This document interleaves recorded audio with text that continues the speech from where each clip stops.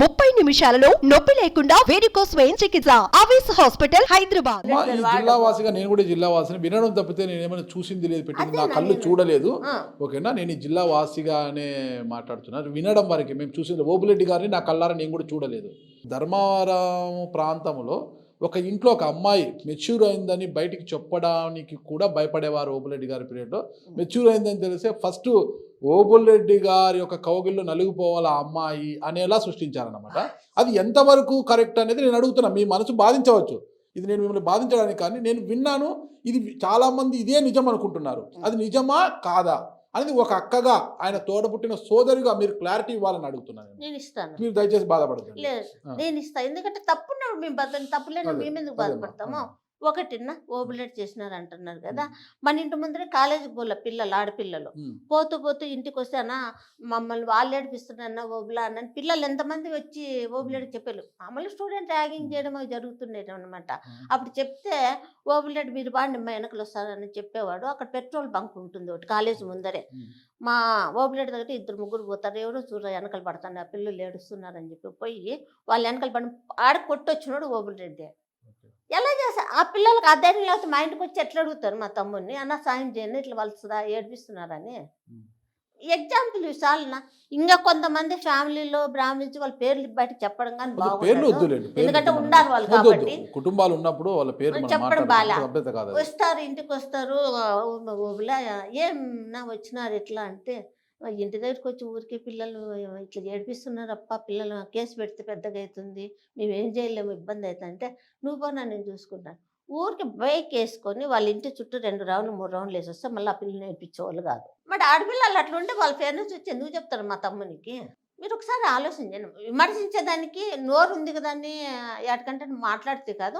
మా తమ్ముడు ఎలాంటోడు మాకు తెలుసు, మా పక్కన ఉండే మా కార్యకర్తలు తెలుసు, మాకు నమ్ముకున్న వాళ్ళకు తెలుసు.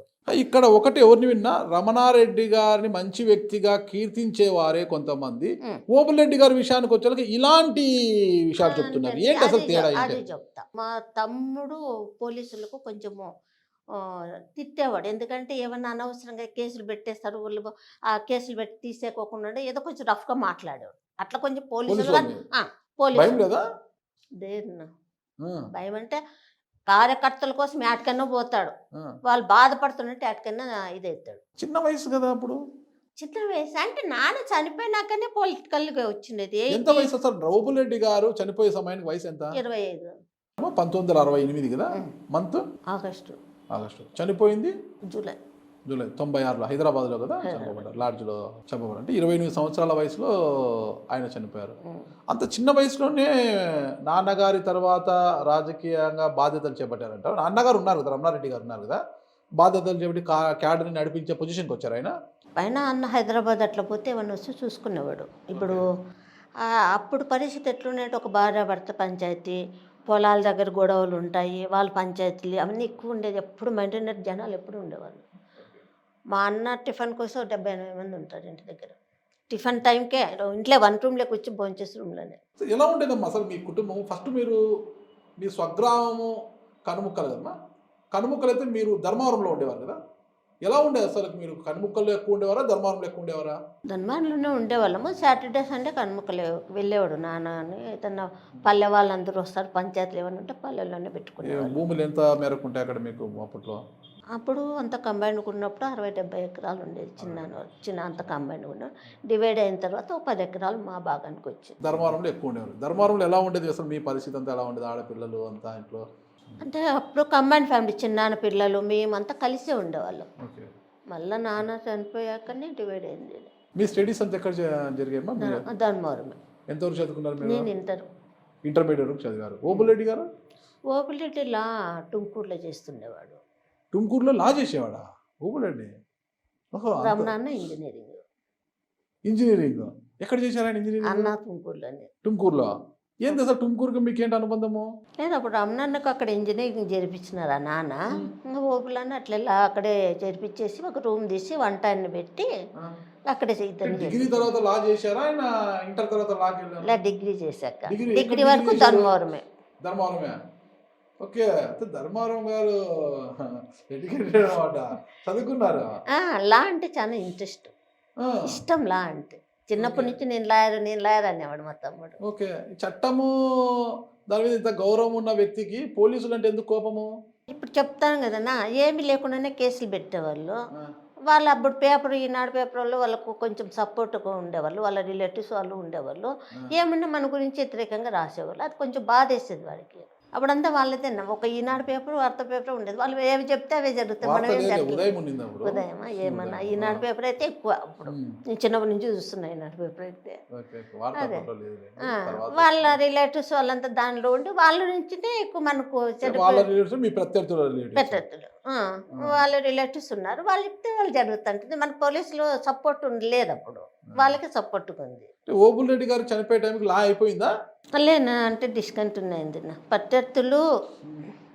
ఒక ఎస్పీ గారు వచ్చి అమ్మకు ఇట్లా ఓబులెడ్డి గారిని కాల్చి చంపాలనే ఉద్దేశంతో ఉన్నారమ్మా, రాడికల్స్ అదే ఆర్ఓసి ఇదిగలు అని అన్నారు. అంటే అప్పుడు అమ్మ వద్దులేవరమ్మా, ఇంటికి పిలిపించుకుందాము, చదువు లేకుండా ఇంకా ఫైనలీ ఉండింది. అసలు స్ట్రైట్గా చెప్పాలంటే ఓబుల్ రెడ్డి గారిని హైదరాబాద్ లాడ్జ్లో చంపారు కదా, ఆర్ఓసి దళం చంపిందా ప్రత్యర్థులు చంపారా?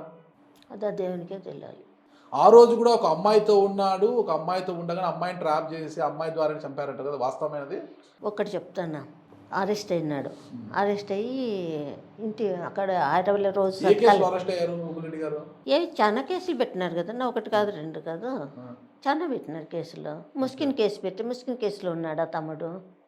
ముస్కిన్ వీళ్ళిద్దరు బాగా కలిసి చేసేవాళ్ళు. ఇప్పుడు వినాయకుడు ముస్కిన్ పెడితే మా తమ్ముడు వాళ్ళు భోజనాలు చేసేవాళ్ళు. నానున్నప్పటి నుంచి అది ఒక వాళ్ళ పద్ధతి. సిస్టర్ని కూడా చెడబట్టారనేది కదా చెప్తారు.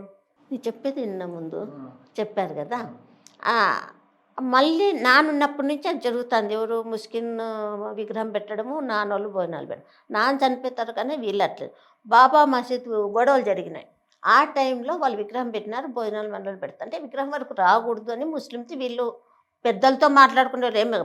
మనకేం ముస్లిం కాదు, ముస్లిం పెద్దలు ఇక్కడ హిందూ పెద్దలతో మాట్లాడి చేసేవాళ్ళు. అది జరిగినప్పుడు ఆ బాబా మసీద్ గొడవలు జరిగినప్పుడు ఎవరో కొంచెం ముస్లిమ్స్ ఏదో మాట్లాడినారంట.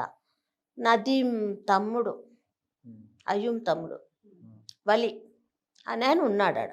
ఆయన మాట్లాడుతుంటే మా దేవుని దగ్గర ఆ పదజాలాలు బాలే మాట్లాడమని చెప్పి ఎగిచి కాలుతో తన్నడానికి పోయినాడంట తమ్ముడు, మా తమ్ముడు అది అని ఆయన పోతే అది పైటాల రవి ఉన్నంట. పైటాల రవికి తగిలింది ఆ తన్నడం అనేది, పైటాల రవికి తగిలింది. అప్పటి నుంచి ఆ కక్ష పెట్టుకొని మాకు ఫ్యాక్షన్ అంటూ కట్టినారు. ఎక్కడ ఏం జరిగిన ఓబుల్ రెడ్డి, పేపర్ వాళ్ళదే, అన్ని వాళ్ళవే, ఓబుల్ రెడ్డి. ఎక్కడ ఓబుల్ రెడ్డి చేసినారు? ఇంకా కుంటిమద్దిది అంటారు. కుంటిమద్ది కేసులో ఊర గాలి చేసినారు అంటే ఎక్కడ గాలి చేసినారు? నానే అప్పుడు ఎమ్మెల్యే అంటారు. నానే ఎమ్మెల్యే కాలే అప్పుడు. ఎస్ రామచంద్ర రెడ్డి కుర్రబాయన ఎమ్మెల్యే, వాళ్ళ నాన్నగారు వాళ్ళు ఉన్నారు అప్పుడు. మా తమ్ముడు అసలు పొలిటికల్గానే లేడు, చదువుకుంటున్నాడు. నానున్నంతటికి అసలు రాలేదు పొలిటికల్గా. ఎట్లా ఓబుల్ రెడ్డి కాల్చారని చెప్తారు, నాకు అర్థం కాల. జరిగినట్టు చెప్పడం అనేది నాకు అస్సలు అర్థం కావట్లా. ఉంటే మీరు చెప్పండి, మేము కాదన్నము. లేకుండా ఎందుకు ఇట్లా నిందలు మోసి చేస్తున్నా నాకైతే అర్థం కావట్లా. మేము ఎంత బాధపడతామో, ఎందుకు నిష్కాంతంగా ఇన్ని మాటలు వస్తున్నాయి అని. వాడు ముక్కుసూటిగా పోయేవాడు మా తమ్ముడు. రమణారెడ్డి గారికి ఓబుల్ రెడ్డి గారికి తేడా ఎలా ఉండేది అసలు? అంటే కొన్ని పంచాయతీలు రమణాన్న చేయలేడు, నువ్వు చూసుకోరా అనేవాడు ఓబుల్ రెడ్డి. దాన్ని సాల్వ్ చేసి పంపించేది. ఏ పంచాయతీ వచ్చినా అన్న సంపాదించే వరకు కూర్చొనేవాడు కాదు. పై పనులు చూసుకొని వచ్చాడు, జనాలు కార్యకర్తల మధ్యలో ఉన్నాడు. ఏమన్నా ఓబుల్ రెడ్డి చెప్పిపోయాడు, ఓబుల్ రెడ్డి పంచాయతీ చేసేవాడు. మా ఇంట్లో మా బ్లడ్లోనే ఉంది. ఎవరైనా వచ్చి ఇంటికి వచ్చి బాధపడితే మేము చూడలేము, వాళ్ళకి న్యాయం చేసి పంపించాలనుకుంటాం మేము. ఎక్కడైనా విచారించుకోండి మీరు. కానీ వచ్చిన రూమర్లన్నీ అలాగే వచ్చాయి. ఇప్పుడు ఎగ్జాంపుల్ 4 ఏళ్ళ పిల్లోడు రేపు చేశాడని చెప్తుంటేనే అర్థమైపోతుంది ఎంత గలీజ్గా ఉంటుందో, ఎంత నిందలేశారో అర్థమైపోతుంది మనకి.